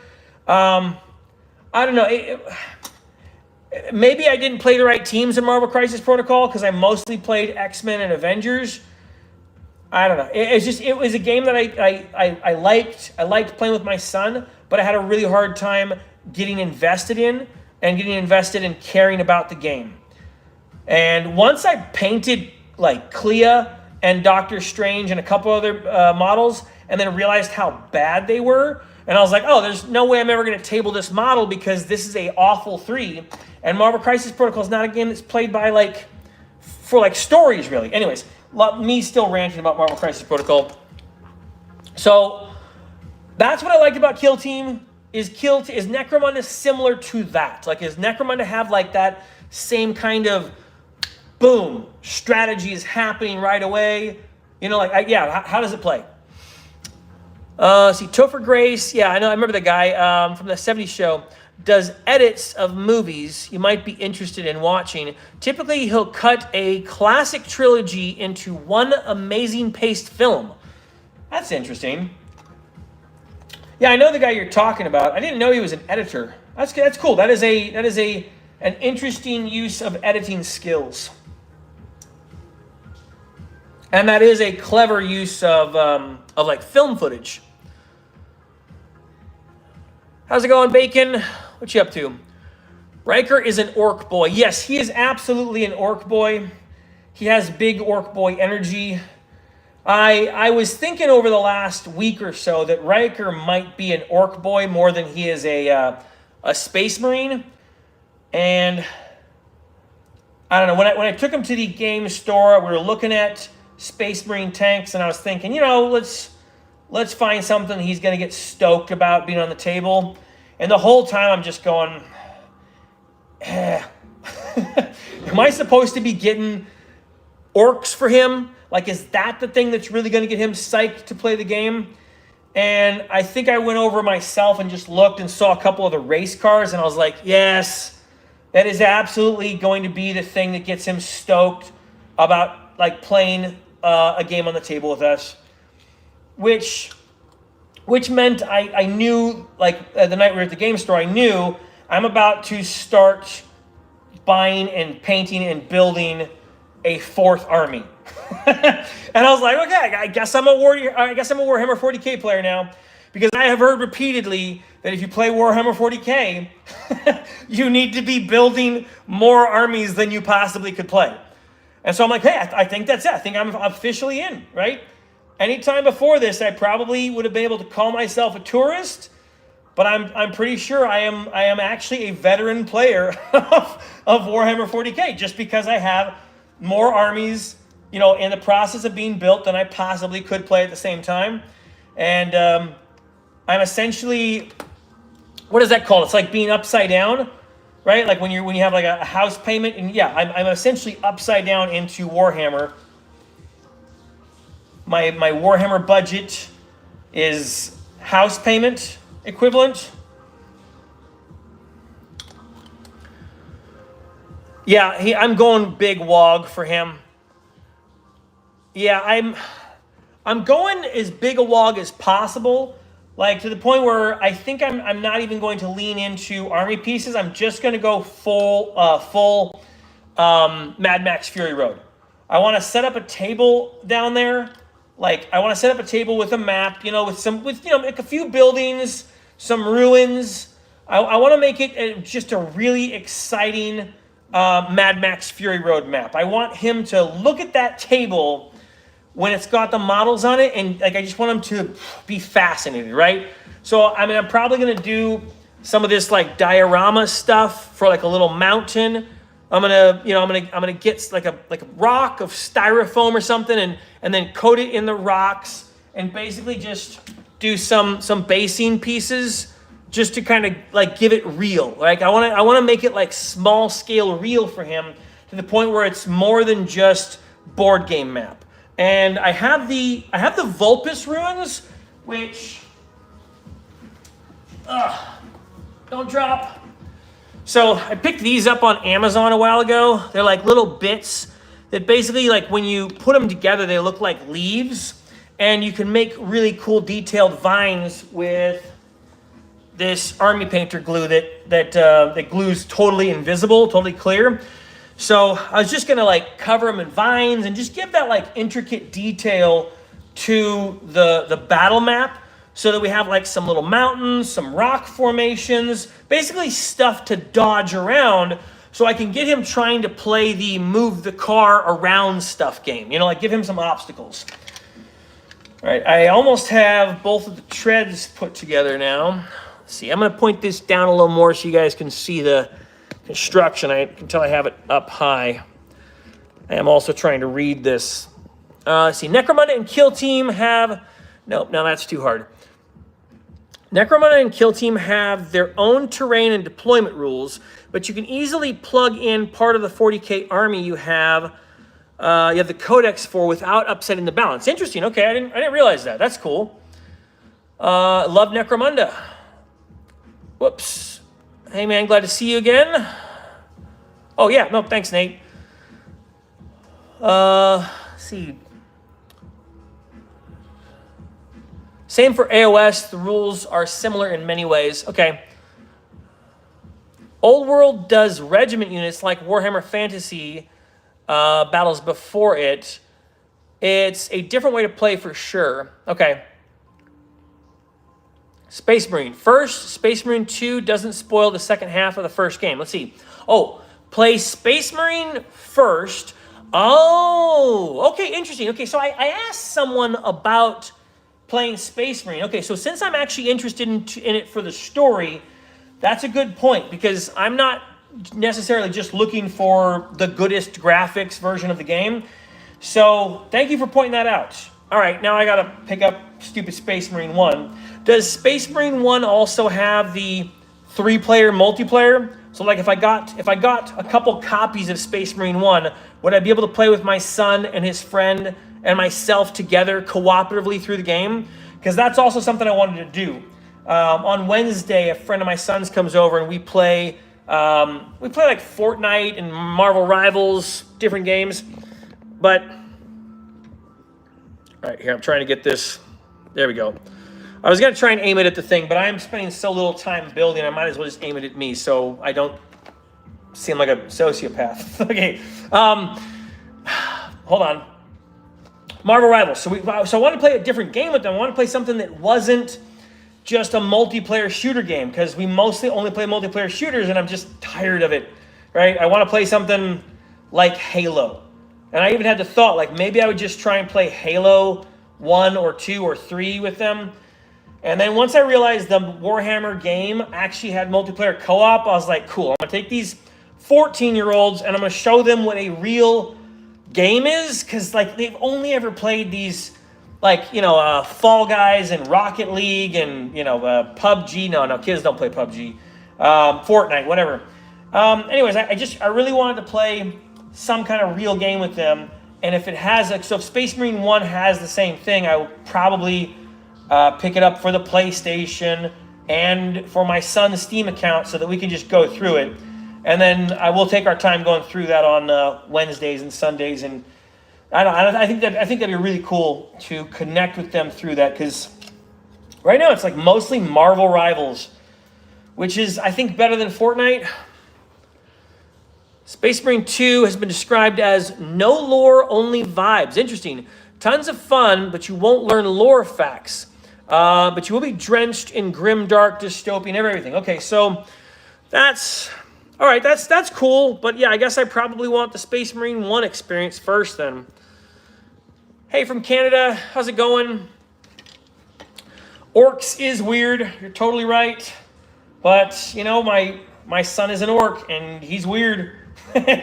He's got big orc energy, so I'm going in hard on orcs for him, trying to make his Mad Max army. I have 3K in orcs. It's fun. So how many vehicles is 3K in orcs? Or do you go with are you going with lots of guys? What do you go with in your orc army? I haven't talked with anyone about building an orc army yet.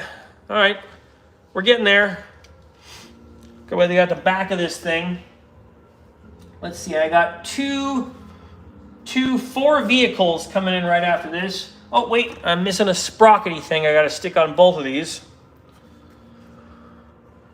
I also have 4K Space Wolves, 2,500 Guard, and 1,400 Death Guard. Okay, so let me see if I have these down yet. Guard are guardsmen, like the veteran guardsmen, those guys with the gas masks. You can tell me if I'm wrong on that. And then Death Guard, man, I thought I knew what the Death Guard was a second ago. Yeah, I don't know what the Death Guard are. Are the Death Guard related to the Imperial agents? I don't know. I have not gotten a Marine Codex yet. That story campaign sounds like an orc version of Kill Team or Necromunda. Okay. Yeah, and that's kind of what I'd be wanting to do, but I'd want vehicles mostly. Do you recommend Necromold? Anyone? So, yeah, I would recommend Necromold if you're trying to start a young kid on a war game. I don't think it's a good war game for someone who's interested in investing. Let me see if I can try and explain this. So, Necromunda has a dice system that feels very luck related. Like it doesn't feel like a game that a kid who likes strategizing would have fun with, because the way the dice are set up, you have these sort of random odds, and I don't think it's a dice that's designed well for a war game, because you get really, really lucky swingy games. It's not a game where the best strategy will win. And if you have a kid who's like a smart strategist, like my son Bishop is, he just got frustrated with the game. He was frustrated just like the whole time. It was not something he was interested in playing or engaging with. So, all right, hang on. Which unfortunately means I think it's a game for like beginner wargamers. I don't think it's a game that I would invest in if I was trying to teach my kids strategy games. So I would recommend it for like kids who are basically playing board games and you want to get them into a war game, because like the starter box comes with enough stuff to get going. It's pretty simple enough, like kid attention span. If you are playing with your kid, it means you can actually try to win, because the luck outcome of it makes it so random that you could actually get killed on your turn attacking, especially like with the melee stuff. Anyways, yeah, it's a pretty fun, simple game if you had kids that you want to try and teach wargaming to. You should totally look into 5 Parsecs from Home. It is solo or co-op tabletop wargame that works a lot like tabletop RPG. I had looked at that a while ago. I thought about getting into the 5 Parsecs or the 5 Leagues from the Borderland, or the there's one more. 5 Clicks from the Radiation Zone. I don't know. I know there's a bunch of different ones that are basically different settings for pretty much the same game. And I thought about getting into it a while ago, because I thought it would be a good way for my son and I to start playing some of these war games aside from Marvel Crisis Protocol. And I want to play something co-op. But instead of getting into that one, I got Space Station Zero from the guy who makes who runs the Tabletop Minions channel, Uncle Adam. I really liked his channel, and I really liked the content he was putting out about like war games and stuff. And I was learning a lot from him, so I thought, okay, I'm going to go with his game instead of 5 Parsecs from the Borderlands. And we didn't like it. It was not fun. My son Bishop was very frustrated with the outcome. It was a pretty swingy game. Like the game we played, it was like we were doing great the whole time until finally we were dead. You know, and it was like we died to some trap in a room, but the game was just no challenge until suddenly it wiped our entire game. And my son was like, nope, I'm done. You know, and so I don't know. I kind of lost interest in the tabletop story war game version of it after that experience. It doesn't mean I won't try it again. And yeah, I guess if I have all these kill team models, it wouldn't be too hard to just throw together 5 Parsecs from the Borderland team, right? And I think the book is, let's see, it's Modiphius. I thought the book was cheap, and now I'm going back. I think it's probably like $30 or $40, and they have a few expansions for it too. Yeah, I also thought about Space Station Zero as a game because it's kind of like it's a narrative war game. It's basically like an RPG combined with a strategy game. I thought about that. I don't know that would work better with Riker, but some kind of narrative game is kind of what I've been thinking of. Play Necromunda, Nate, so I can run an RPG in it. I would really appreciate that, Bob, if you would please run a 40K game for me. Or a Pendragon game, if we can just find some more people to play in it with us. Any of you all want to play Pendragon? Hit up Ticking Time Bob. He has a kick-ass Pendragon channel, and I have been rearing to go and play Pendragon so that I can understand Pendragon, so that so that I eventually could run Pendragon. Trash. I am indeed from Australia, still here. Greetings from Friday at 1:22 p.m. Hey, has the apocalypse happened yet on Friday? Are we still good? Sometimes I feel like reaching out to my friend in Thailand and asking him what the future is like, because that concept is boggling to me that it is tomorrow for some of y'all. I don't know. It's so weird engaging with people who are on the next day because, I don't know. Yeah, it's weird. 11:24 p.m. here, Thursday. Whenever I bought my Tau, it was going to be a wipe by turn 3 for one of us. First person to make a mistake gets snowballed. Interesting.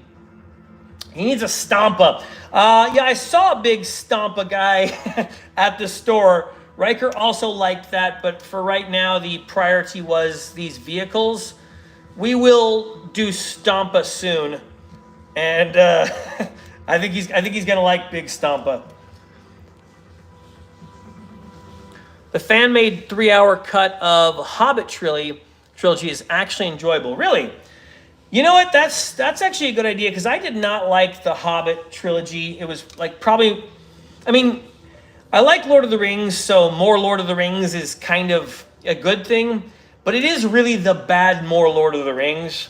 And as much as I even wanted to be into it, like I really wanted to like it, by the time it gets to the 5 armies one, it's just so silly.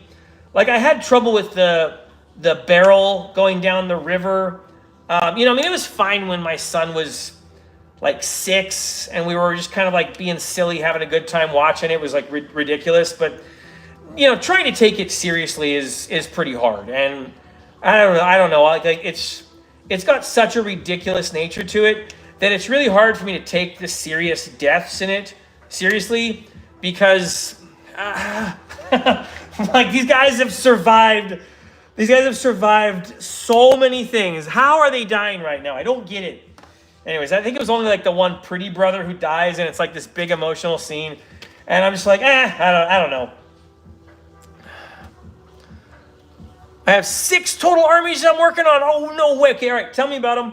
What if you're still here? What armies are you working on? You're working on 6 armies?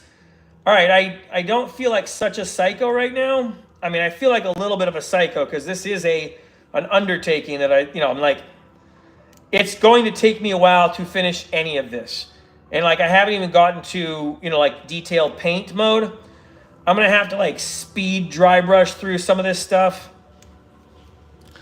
I'm just going to be slap chop all the way. I'm going to make this look like it was painted by an orc. This didn't even sneak up on you. It drop sniped you.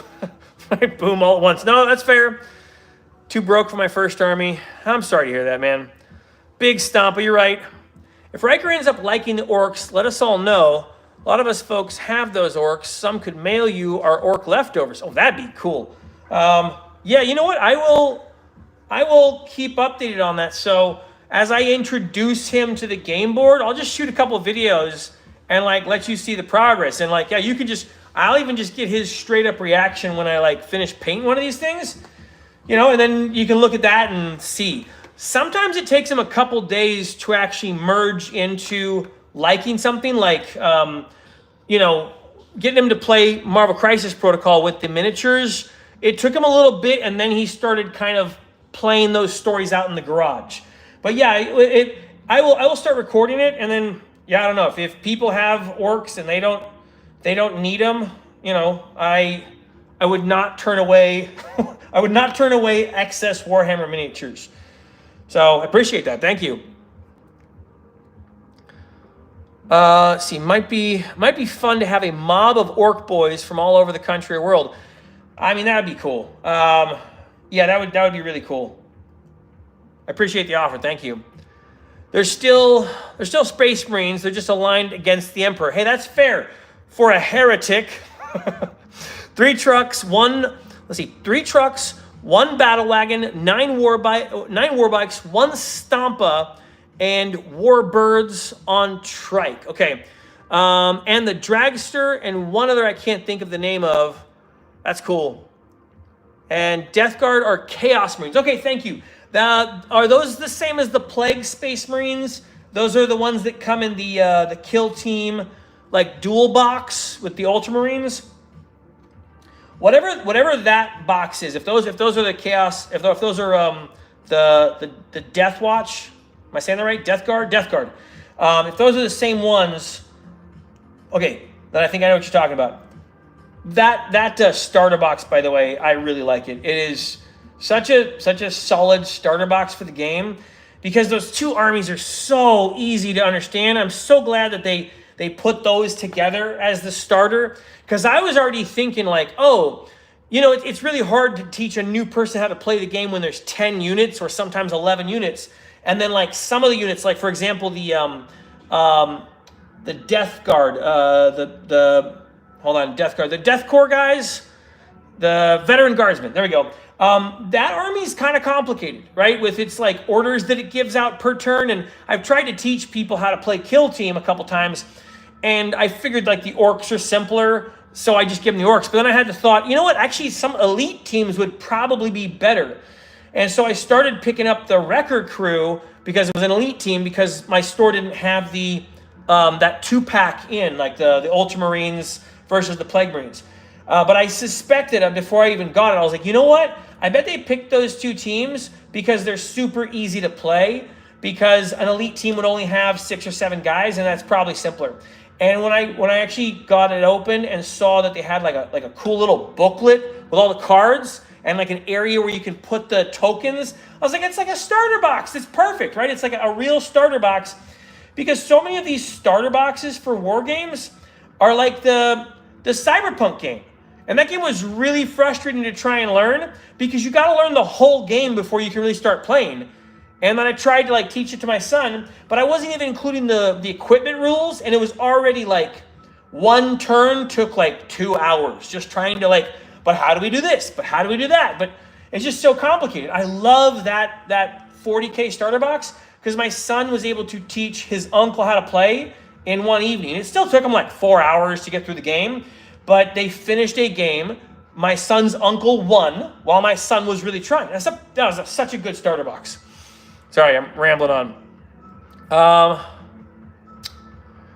See, in Death Guard, okay, Chaos Marines.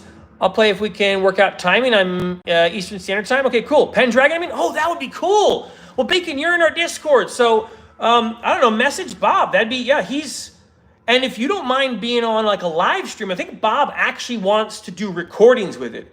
And so since I know you're also doing like your YouTube channel, maybe you wouldn't mind being live or being recorded. Because we've been struggling to try and find people who want to do like a recording of us playing Pendragon. Because, you know, Bob does this thing for, you know, like kind of a career, his YouTube channel. And so it'd be a way for him to make content, which means he's not just like spending the time teaching me Pendragon, he's also like getting to double up on that time, which, you know, I want to be supportive of. And I also don't mind like having live streams on his channel because that's helpful for him and I. It's a great way to reach new people who watch different stuff. So yeah, like message Ticking Time Bob, just go into the general chat and look him up and like go friend, right? My thoughts on the World Eater after the new Codex. Oh, I'd actually be curious what you guys think of the World Eaters as well. I saw them at the game store the other day when I was looking at the Children of the Emperor. I'm not getting a Children of the Empire army, but I was listening to their lore video and they were fascinating. That was like, it was a weird, like I didn't know anything about Slaanesh or the Slaanesh army, like the Children of the Emperor, but I was curious as to what they were. Like I wanted to understand it, and the Luton video like basically explains some really interesting stuff about the Slaanesh.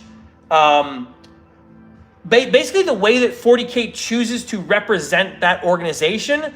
The Luton guy actually said, you know what? I think they could be doing a better job representing Slaanesh because they just keep leaning into sort of excess, but not like the specificity. Like they're not getting detailed enough to give us an exact, clear idea of how strange and wicked this group of individuals is. Anyways, I found it really fascinating, just him analyzing the way Warhammer 40K, like Games Workshop, has been representing Slaanesh, because he actually was saying that the older versions were better, which I thought maybe Games Workshop is leaning away from like covering sensational ideas in their products. I don't know. I hadn't really gotten that idea until the Luton guy mentioned that in that video. So I thought that was interesting. But yeah, I don't know anything about the World Eaters Codex. At my game store, all the codex are sealed. I'm sure that's probably everywhere, but I'm not allowed to look into the codexes until I buy them, and I'm being very choosy about which codexes I buy right now. Let's see, the first 4 armies I mentioned, and then Necrons. I have a pile of Primaris Marines from the starter boxes, and I have yet to determine the chapter. Yeah, I was thinking about chapter for a while with my Ultramarines, and I was gonna go Gray Wolves. No, sorry, Gray. Am I saying that right? Gray Wolves, or I was gonna go the Black Templars, which I think is Dark Templars.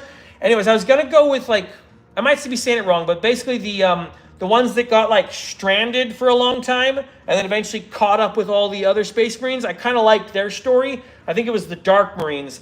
Anyways, I was going to make them that, but then I thought ultimately the best thing for me to do is to paint them blue, because I think Riker can see them for sure. And as well, I'd kind of just like to have an Ultramarine army. So now I'll try and figure out which chapter of Ultramarines. And, you know, but right now they're back burner. Like my Marines are back burner. I'm basically just doing Orcs and helping Bishop do Tyranids so that we can have Orcs versus giant monsters, right? And set up some cool rescue mission things. Let's see, chapter to be determined. How's it going, Toes Truckin'? You did make it to another stream. Hello. Hey, I just joined. What are you doing this? Hold on, I messed it up. Oh, what am I doing this on this live? I am building this giant tank truck and just chit-chatting about Warhammer 40K. Warhammer 40K lore and stories in Warhammer. I'm just getting into Warhammer 40K myself, but I'm kind of diving in headlong because I don't know. it's important for me to play with my sons, and I think this is a way to play with my sons. You know, it is difficult trying to get a 14-year-old to be interested in something. And I tried Magic the Gathering. I tried, I even tried like some video games for a while. I don't know. I couldn't make myself enjoy Fortnite, you know. And then when we played Fortnite, I don't know. It felt like everyone was angry after the time we were playing it. You know, like the kids were just kind of like, ugh. I'd go driving my son's friend home, and he'd just be in a bad mood, right? And I think Fortnite had something to do with it. So the more and more I thought about different ways to connect with my son and his friends, and then my son Riker, I just really thought that war games would be a good way to do it, right? If I just have like these cool toys up on the table with terrain and stuff, they'll like see it and they'll just go like, "What's that? Can we play?" Right? I want to do it. And same with Riker. So yeah, I think for me it's like jumping into it is I don't want to say I'm like desperate, but it has been hard to connect with both of my kids. And I don't know if it's just like the age we live in or something. I don't know if you have teenagers, if you've experienced that as well, then you know what I'm talking about.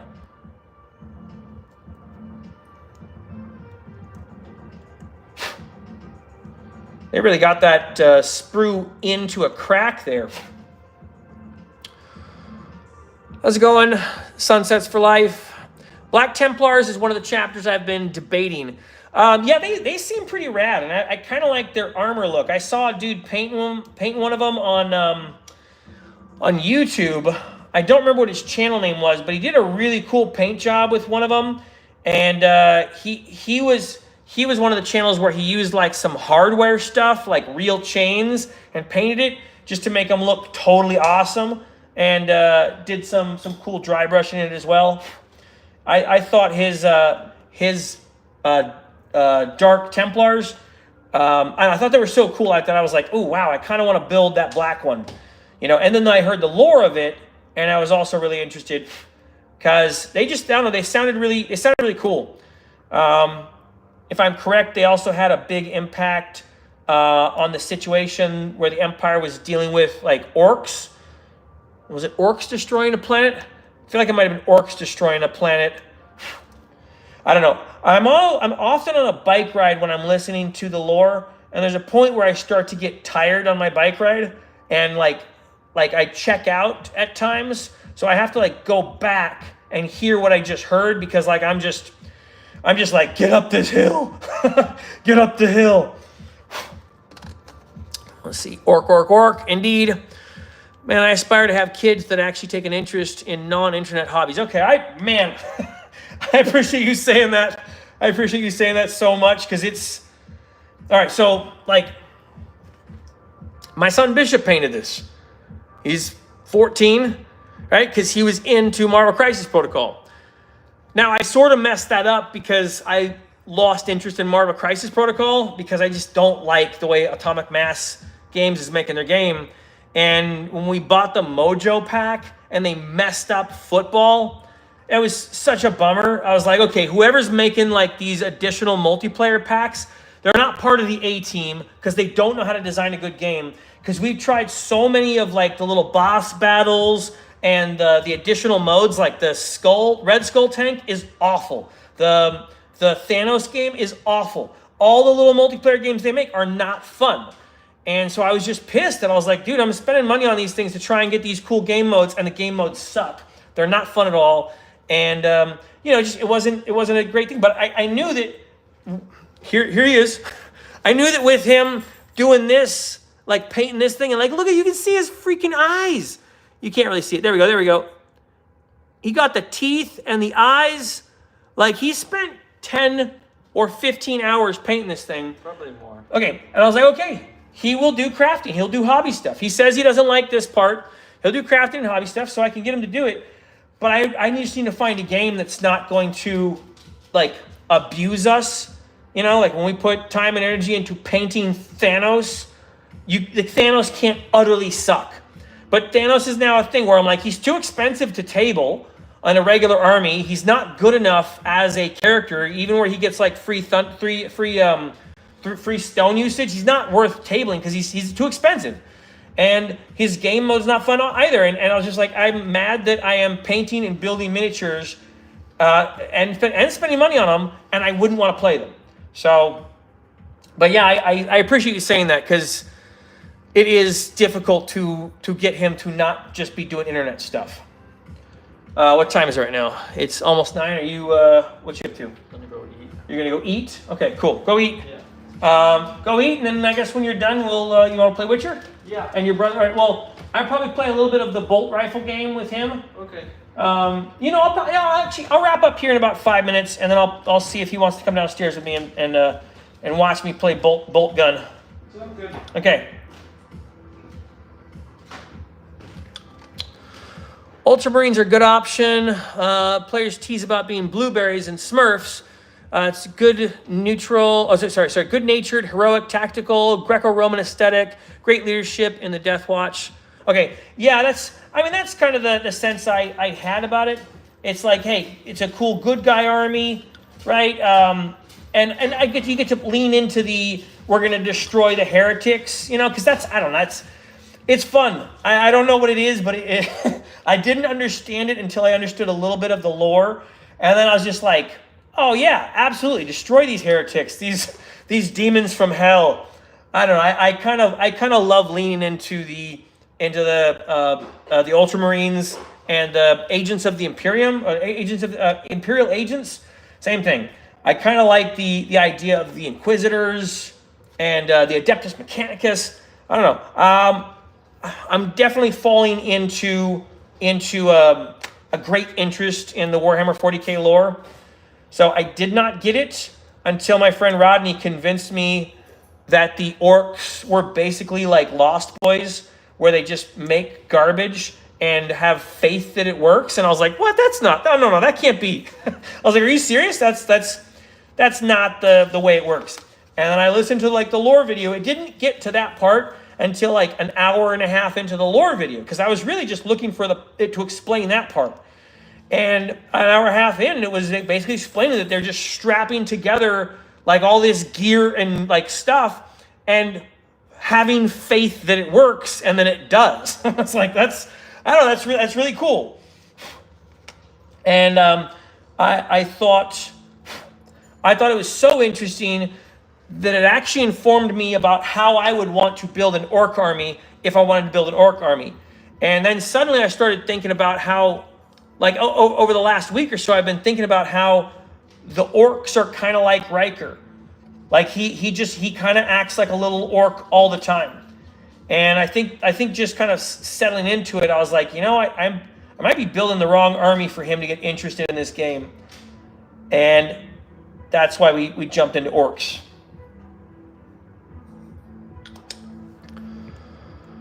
So if you're trying to get a 14-year-old into Warhammer, Astartes and the Warhammer episode Secret Level will both really hook him. Yeah, the Astartes animation got me into Warhammer as an older teenager.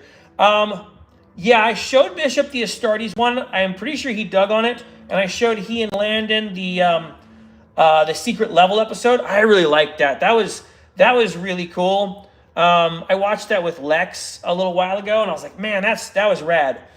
It definitely made me like ask questions where I was like, what's that? Why is that happening? Right? Like when they're little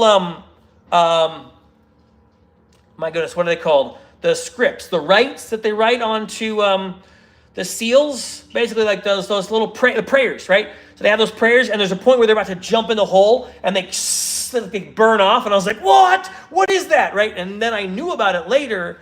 And I was like, oh, they're like little prayer seals just like burned off of them. No, they're in trouble.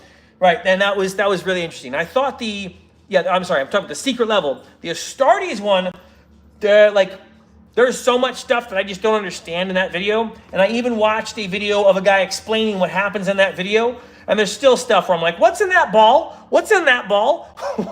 What's going on inside of that dude with the weird helmet on? There's so many questions I had. But still, it piques my curiosity.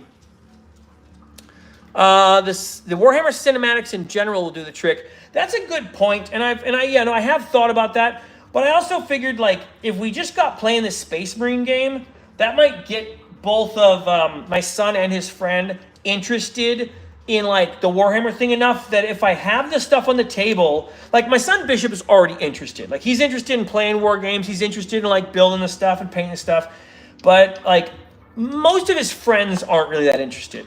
So I kind of figured, well, you know, I mean, if we were playing the video game and they liked the video game and they saw the little guys out on the table, and then I was like, hey, would you like to play XCOM but 2 players?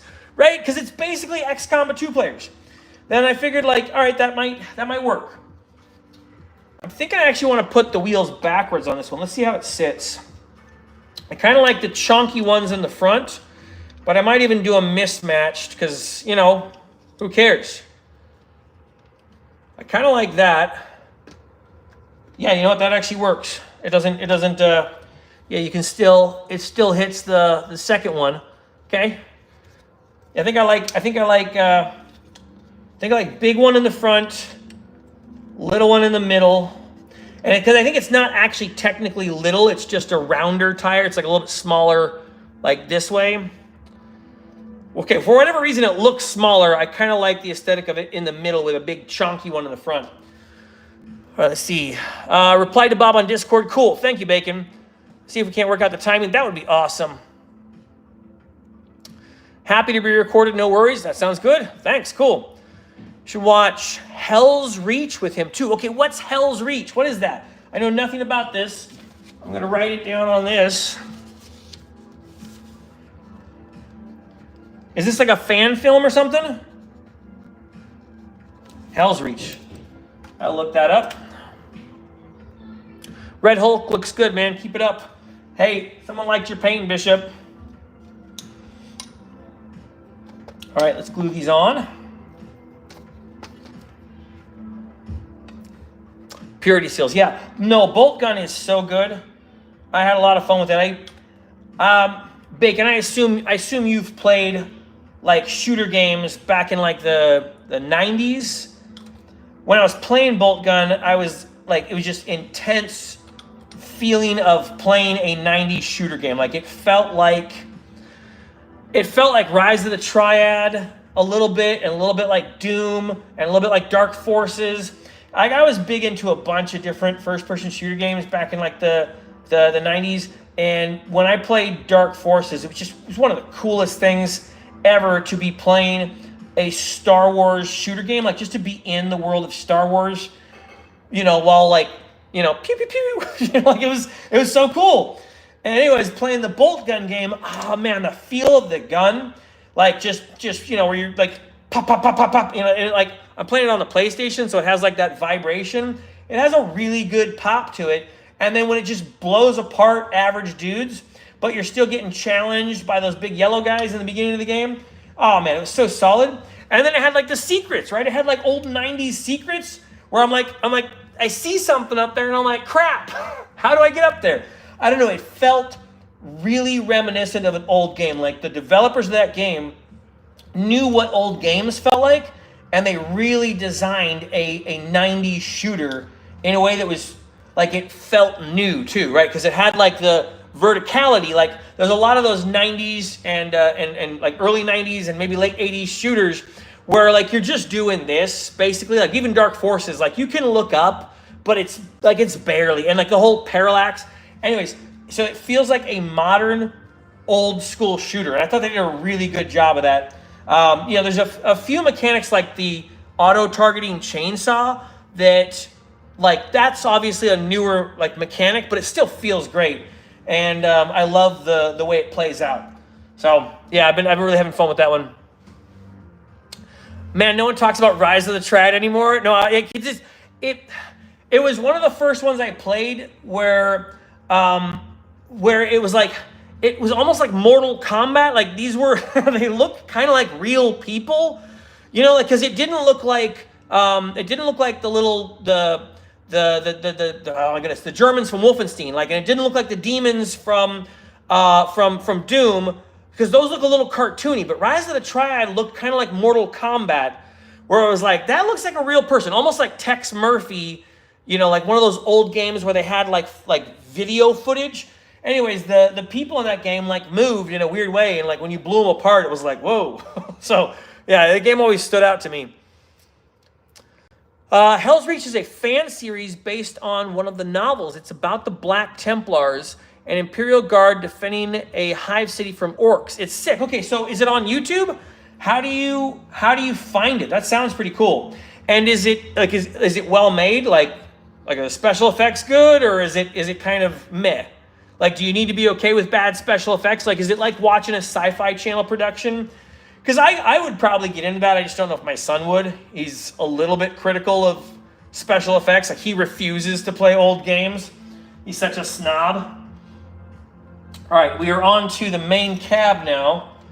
So we got our whole base model done. All right, and now we got to start putting this main cab on doorways and walls. And looks like, man, this thing's got a bunch of sheets. This thing is a centerpiece, no kidding. All right, looks like we're into this back end sprue here. So we need this one, a couple of these curves, and then the multi-curve pieces as well. We used to do dial-up to play our neighbors in a game of Doom. It was our first multiplayer experience. That's awesome. I should say online multiplayer. Couch co-op was our jam, but for online it was direct dial-up, or sorry, direct dial for Doom. Yes, I miss couch co-op, and couch co-op is largely one of the reasons why I think the video games aren't great at helping people connect. You know, it's like there's so much distance in the video games now. Because we used to do, I'm trying to think of some of the really good couch co-ops that I liked. Champions of Norath series, like that was like PlayStation 2. I'm sure there were couch co-op games. I just don't know if I can think of a lot of couch co-op games from PlayStation 1 era. I know there were, well, okay, like let's see, Time Splitters, no, that's PS2.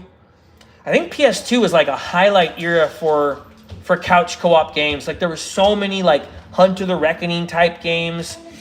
Hey buddy, oh, is he ready to start laying down? Yeah. Okay, cool. All right, I'm gonna jump off here in just a minute because we're gonna go down and play some bolt action on the PlayStation while Riker falls asleep. I'll leave my progress with this for the moment. So we'll come back to this. And yeah, if I can get the computer and the stream up and running, I will probably just start running Space Marine during my stream time. I want to play the first game. I don't know. We'll see how it goes. And if you're interested in like hanging out and chilling while I go through the story of Space Marine, because I've not seen it before, let me know. You can like make a comment or something on this video to let me know to do that. Otherwise, I'm happy to do this too. I got a lot of armies to build, so this is good dedicated building time. Let me catch up on here and see what we got. So it's all on YouTube. Let's see. Say that on multiplayer couch co-op. Yeah, I love couch co-op, man. It's all on YouTube. All you need to do is be okay with highly stylized. Okay, slightly stilted animation, but you get used to it pretty quickly. Oh, so it sounds like it's like an animated thing. All right, I'll definitely look that up. Thank you. Thank you for the recommendation. And all y'all for hanging out during the stream. I appreciate it. Thank you. God bless you.